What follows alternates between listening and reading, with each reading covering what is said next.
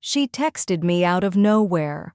Dinner this Friday, just family, 6 p.m., no greeting, no apology, just an instruction, like we were still close, like I hadn't spent the last 6 years being scrubbed from her Christmas lists and family group chats. I said yes, because when my aunt reaches out, it's never about closure, it's about appearances. And I was curious what she needed to fake this time. The house was exactly the same. Same cracked path up to the door, same plastic wreath on the porch. I noticed the car in the driveway wasn't hers, sleek, new, polished. Inside, there was someone in a collared shirt walking through the living room.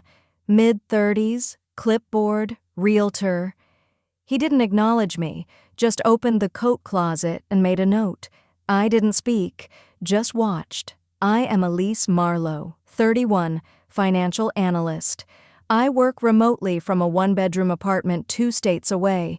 Quiet street, end unit. No name on the mailbox, no visitors, and no one in this family knows anything about that.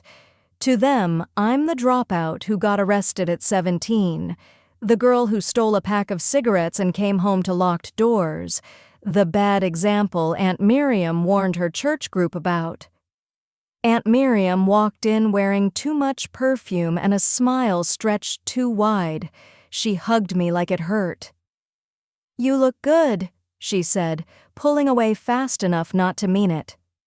The table was already set, wine glasses out, the good dishes, roast chicken, garlic potatoes, and steamed vegetables she definitely didn't make herself. The realtor, Connor, sat with us briefly. She pretended not to notice how I noticed him. "Just a friend helping with some paperwork," she said lightly, already moving the conversation away. I didn't reply. I cut my food, small bites, slow chews. I let the silence shape the room. She filled it with complaints. The market, the taxes, how the city nickels and dimes property owners like her. I nodded once. That was enough. Halfway through the meal, she excused herself to show Connor the attic. I remained at the table, untouched pie in front of me. Then I got up. In the kitchen, I checked the drawer where she used to hide receipts. Still there, still messy, and tucked into the back. A folded mortgage notice. Final warning. That was it. Not the paper. Not the debt. The lie. The scene she was playing. The show she needed me in. Just for the night. Just until the sale was done. I was a prop. A backstory she hadn't earned. She returned to the kitchen like nothing had shifted. "There's coffee," she said. "Hazelnut. You always liked that, didn't you?" She was still pretending. I looked at her, calm. Still. "I know you're selling," I said. She hesitated just a breath too long, then tilted her head. "It's just too much space. Time for a change." I nodded.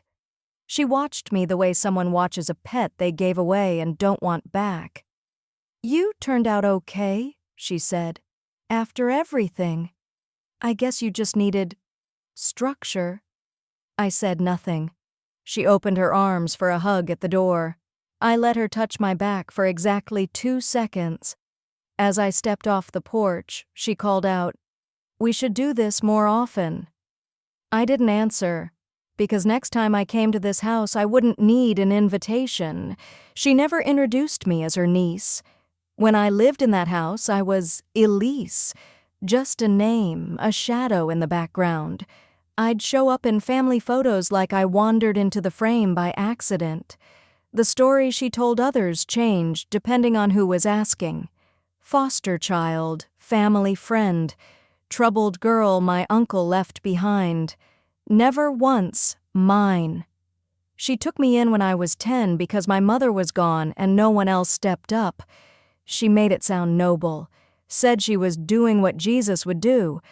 But from the start there were rules, unspoken, sharp-edged and suffocating. No speaking during adult conversations, no second servings, no friends over, no mess, no questions, no talking back, and never, under any circumstances, mention my mother. She died in rehab. I found out from a nurse who left a message on the landline. Miriam listened to the voicemail first and deleted it before I got home. I only learned the truth because I called back and lied about being her sister. I was 13.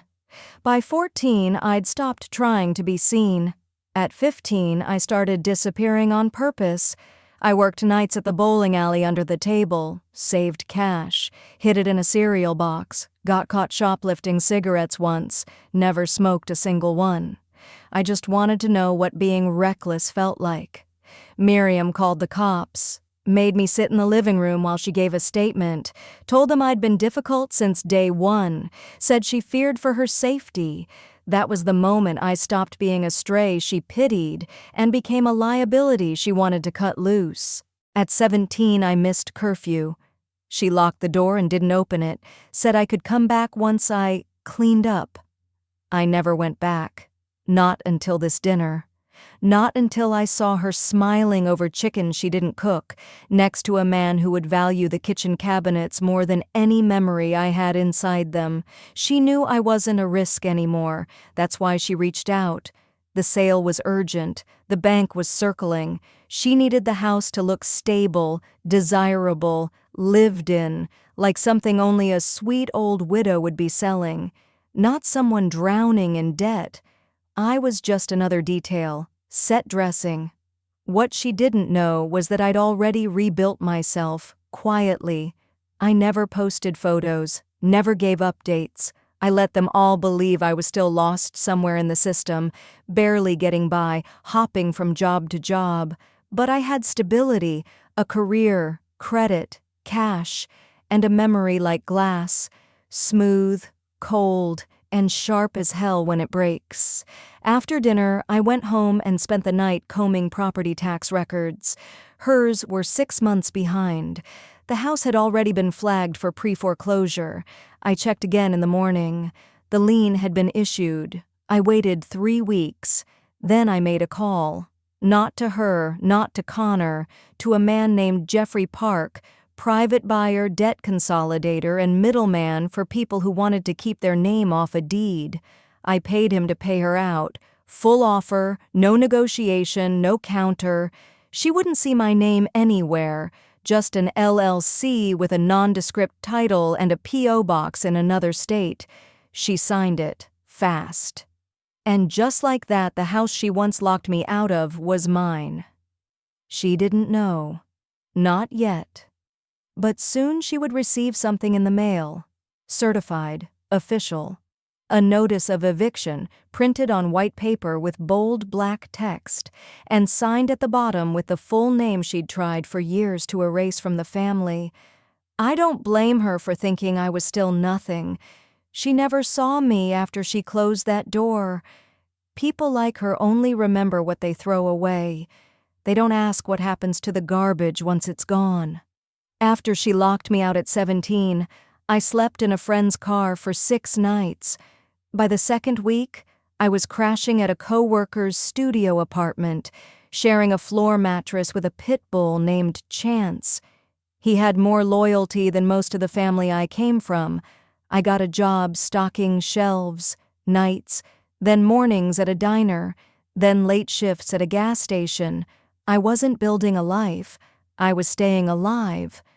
But somewhere in that 5th year, after I passed the GED exam, after the 3rd time I moved without telling anyone, I stopped surviving and started tracking.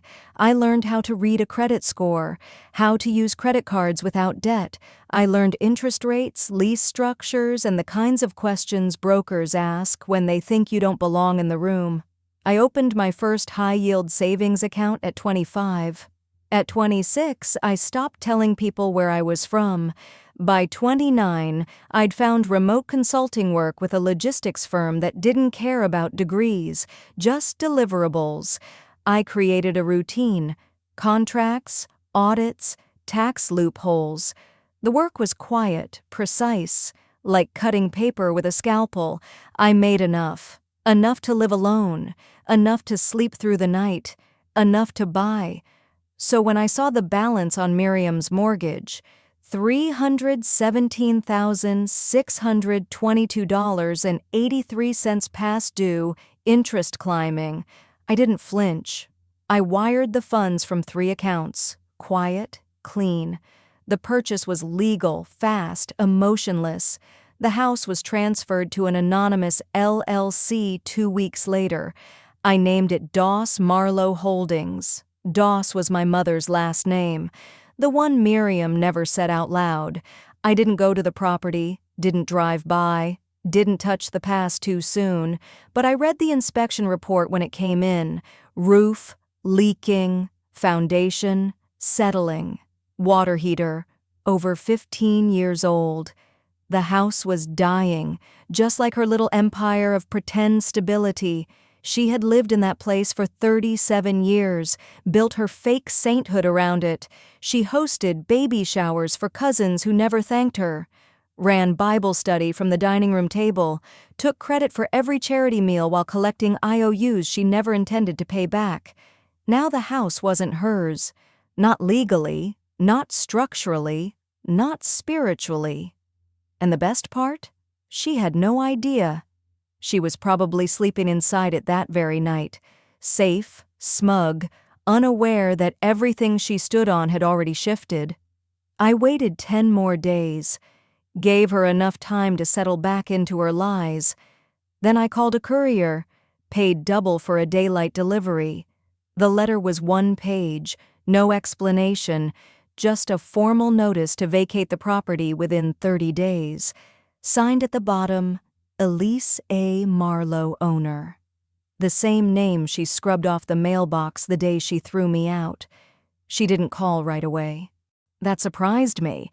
I expected rage within 24 hours, an insult disguised as confusion, a lecture dressed up like a question. But the silence stretched and stretched. I waited. Day 5, a voicemail came through. Her voice was clipped, controlled. Elise, I received something. I assume there's some mistake. Please call me back. I didn't, because there was no mistake, and I didn't owe her clarity. Not now. I watched from a distance, quietly. The next week, I logged into the platform that tracked occupancy verifications for property owners. It was automated, just status flags, timestamps, movement data pulled from tax records and USPS address changes. Nothing had shifted yet. She hadn't left, not even started.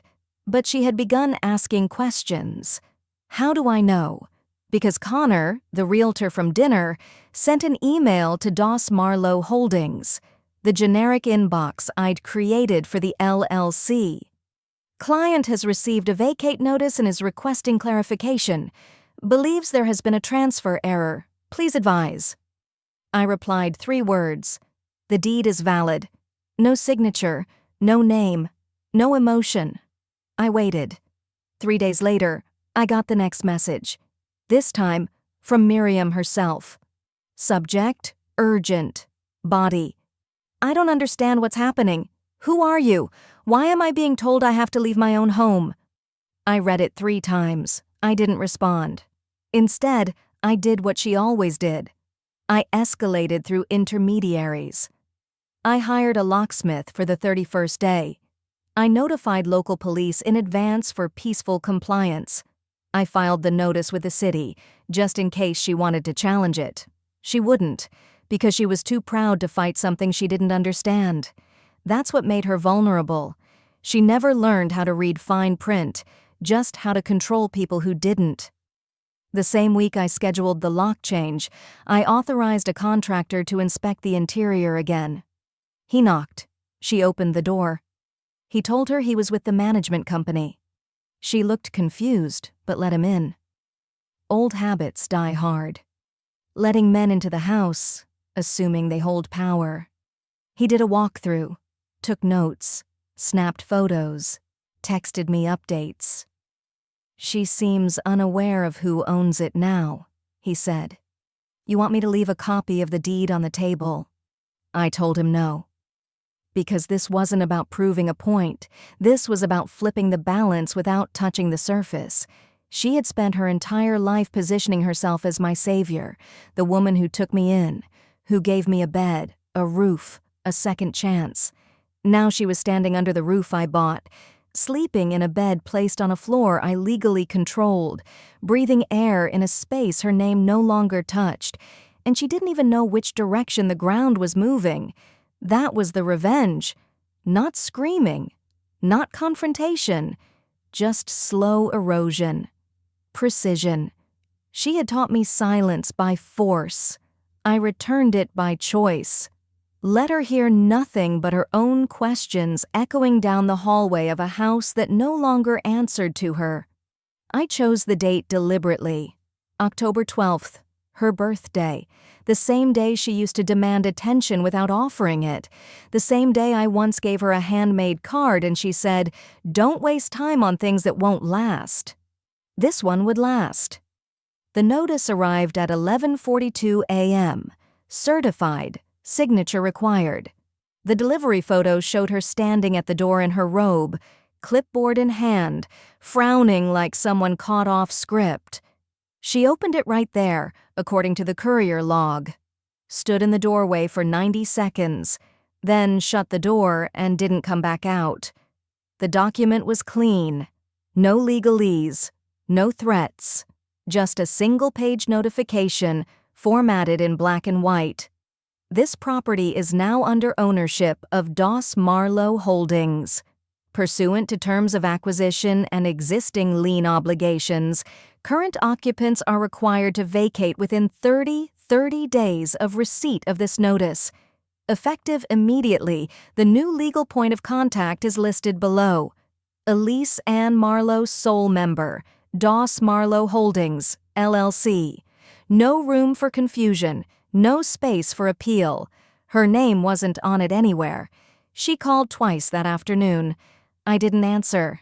The next day, she left a voicemail. "Is this some kind of mistake? Elise, please, I don't know what's happening. I thought we were, I don't understand." She said please, like it cost her something. I listened to the message twice, then deleted it. I never told her how I managed it, how I found the perfect timing between the tax default and the bank's final lien, how I kept my name off every public record until it was too late, how I'd waited until she was so behind on utilities that even the gas company listed her as a liability.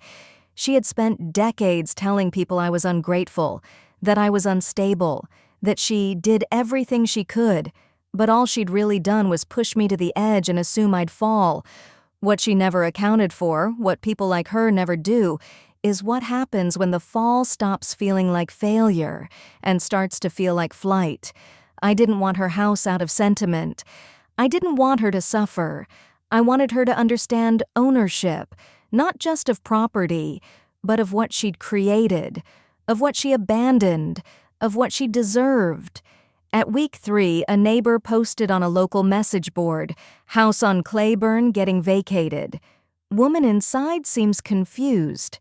Movers booked?" I took a screenshot and saved it. She wasn't telling anyone. She was too proud, too panicked, too close to the end to let the lie unravel. She waited until day 29 to email again. "I don't have anywhere else to go." No greeting. No signature, just that one sentence. I forwarded it to the eviction officer with no comment. The birthday gift had been sent. The party was over. She called again on the final day. Not to argue, not to accuse. She cried. I listened to the message twice before deleting it. The same woman who once locked a teenage girl out in the rain now said, "I didn't know what I was doing back then. You were difficult, yes, but I shouldn't have handled it that way. Elise, please, I'm scared." Scared. That word stayed with me, because when I was 17 with nowhere to go and nothing to eat, I used that same word once when I banged on her front door and begged her to open it. She didn't. She turned off the porch light and waited until I stopped knocking. She let me sleep on concrete. That night, family stopped existing. Now it was her turn. But I didn't slam the door. I didn't humiliate her. I didn't raise my voice. I sent someone else. The locksmith arrived at 9 a.m., escorted by an eviction officer and a contractor. It was routine, legal, quiet. She was already gone. The front door was unlocked. The living room was stripped bare. A pile of keys sat on the dining table next to a note. If you wanted to hurt me, you succeeded. But I hope you sleep well, knowing you've become exactly what you said you'd never be. No name, no signature, just shame dressed up as self-righteousness. I didn't reply, didn't follow up, didn't ask where she went. The contractor took photos of the empty rooms and texted me that afternoon. She left fast. Looks like she didn't pack much. I told him to change the locks by 6 p.m. By nightfall, she no longer had a key to the house she ruled for nearly 4 decades. Aunt Miriam was gone. No screaming, no scene, just absence. I sat on my balcony that night with a glass of water and no lights on. There were no fireworks in revenge, just breathe. Stillness, closure without sound. I never wanted her to suffer. What I wanted, what I executed, was symmetry. She exiled me once. Now I had returned her to the silence she imposed on me. And I did it without a raised voice, without a broken window, without a single curse word. She had always claimed I was too emotional to be trusted, so I gave her cold logic instead. 3 weeks after the locks were changed, I got a letter in the mail. Handwritten, no return address, postmarked from a nearby town. I recognized the handwriting instantly. It was the same script that once signed my school permission slips with reluctance, that once labeled my food containers in permanent marker. Not yours, Elise. Inside was a single page. You were never supposed to be mine. I tried. Maybe not enough, maybe not right, but I gave you a home when no one else would, and now you've taken it. You'll understand one day. Family is heavier than it looks. No apology, no ownership, just a reframe. She still thought this was a punishment I gave her. She never once considered it might have been justice I claimed for myself. I folded the page and placed it in a drawer beside my deed packet. The deed was real, signed, stamped, filed. Elise Ann Marlowe, sole owner. The house was quiet now. I hadn't visited yet. I didn't need to. My revenge wasn't about walking through old rooms or touching old walls. It was about correcting the record, because when someone like Aunt Miriam tells the story, you become a shameful footnote, a stray, a mistake she took in, a favor she regrets. But when I tell it, when I hold the deed, when I erase her signature from the property records, it becomes something else. It becomes proof that I wasn't a burden, that I wasn't weak, that I wasn't disposable. I was erased, so I rewrote myself, line by line, title by title, until there was no version of her life where I wasn't the final author. When people ask about the house now, I say it came through a private sale.